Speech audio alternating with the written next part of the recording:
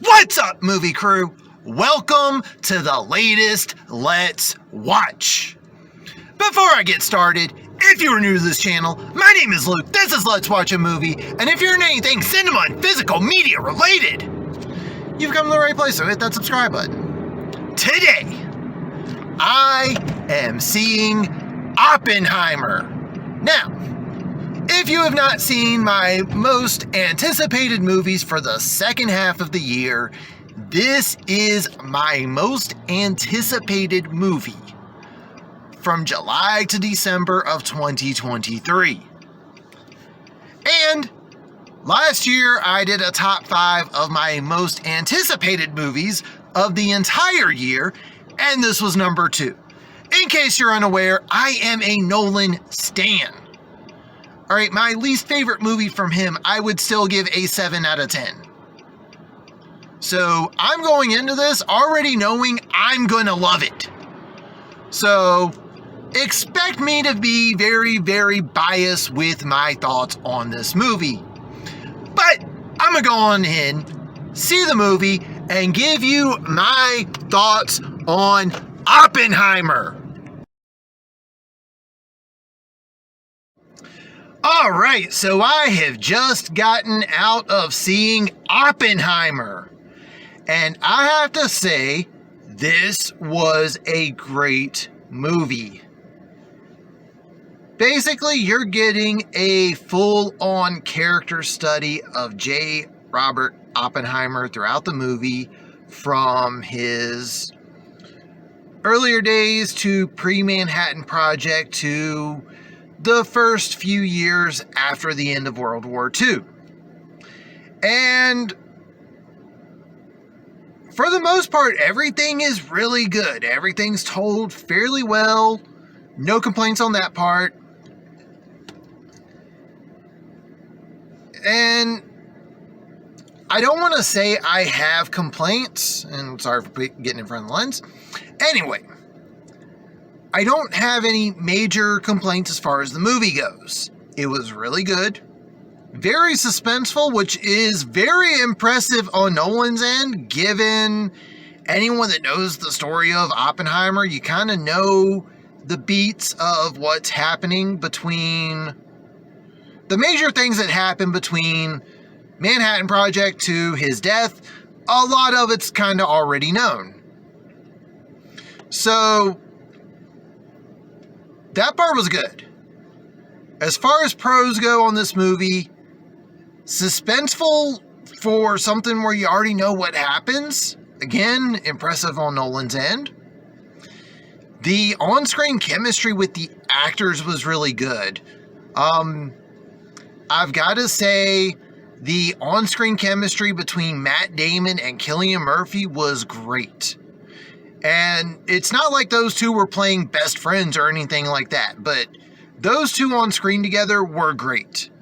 Hopefully another movie comes up where we can see Cillian Murphy and Matt Damon in another project. One person that I think really stole it for me and just did good and didn't even have that much was probably Rami Malek's character. He's in the movie for like all of 5 minutes and manages to steal the show with what he does. So, kudos to him for what he did. And also, major shout out to Nolan for some of the stuff he did here. Alright, this is his first R-rated movie since Insomnia. And R-rated movies don't really get the big blockbuster treatment. And he was able to put out an R-rated movie and get the blockbuster treatment. On top of that, this is going up against an actual blockbuster movie. So kudos to him for that. And I've got to say, me personally, just as a Nolan fan, between the suspense that he did with Dunkirk, some of the scenes you get in here, as well as like some of the post-traumatic sort of stuff that Oppenheimer goes through, I really would love for Christopher Nolan to make a horror film.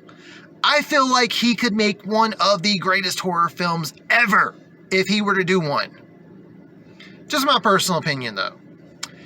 As far as cons go, on one end, I can't really complain about the runtime like I usually do. For those that are wondering, it is 3 hours long. You definitely feel it.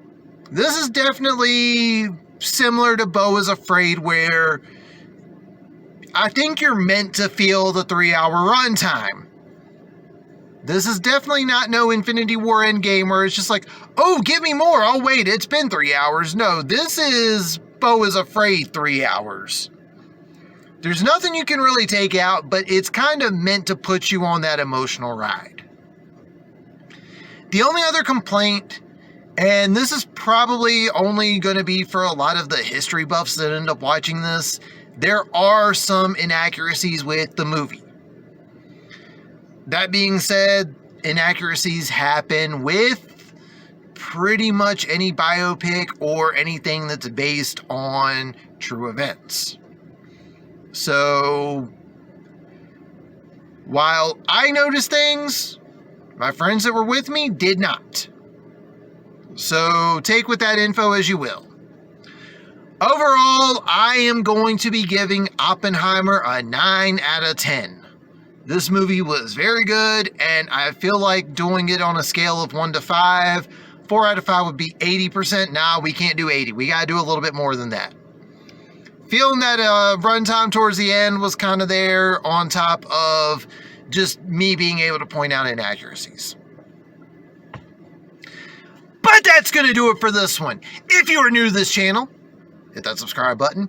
You like what you see? Leave a thumbs up. Comment down below. What were your thoughts on Oppenheimer? But that's going to do it for this one. Thank you all for watching and tune in next time.